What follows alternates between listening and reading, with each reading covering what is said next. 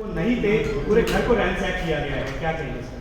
देखिए, आप सब जानते हैं कि वेस्ट बंगाल में इस बार एक तरह से हिस्ट्री क्रिएट होने वाला है, क्योंकि भारतीय जनता पार्टी को वहाँ के लोग और वहाँ के वोटर का इतना समर्थन मिल रहा है कि हम देख रहे हैं कि वहाँ के मुख्यमंत्री ममता बनर्जी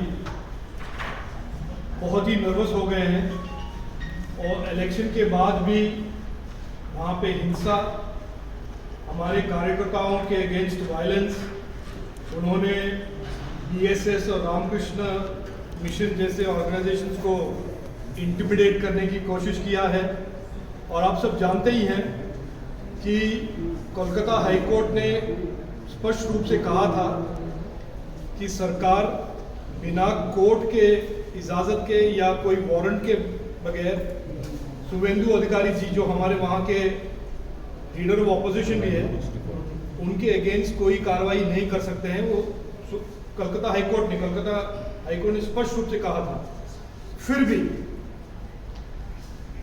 70 to 80 पुलिसमैन मुफ्ती में सिविलियन ड्रेस में शुभेंदु अधिकारी जी के एक rented house east Midnapore Kolaghat में बिना सर्च वारंट, बिना कोर्ट के परमिशन से वहाँ पर आकर उन्होंने सर्च करने की कोशिश की, सर्च किया। और शुभेंदु अधिकारी जी ने फ़ोन करके पुलिस से बात भी किया कि मैं आ रहा हूँ, मेरे प्रेजेंस में कीजिए, क्योंकि डर ये भी था कि पुलिस वहाँ पे कोई एविडेंस, ड्रग्स या वेपन्स या कुछ प्लांट ना करे।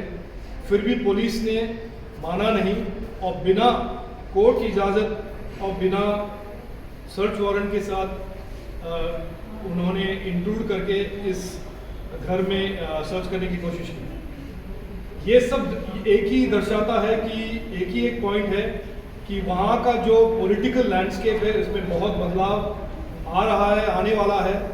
और भारतीय जनता पार्टी को वहाँ से 30 सीट मिनिमम जीतने का जो एक तरह से एक मोमेंटम चला है, उससे ममता बनर्जी का मेंटल इक्विलिब्रियम में एक तरह से इक्विलिब्रियम उन्होंने खो दिया है।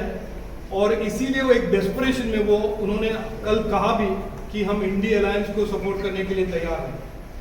तो एक हवा जो वहाँ पर चला है, the wind of change has blown in West Bengal. It is clear that the BJP and the people of West Bengal are going to give a decisive mandate to the BJP with over 30 seats in the ensuing Lok Sabha election.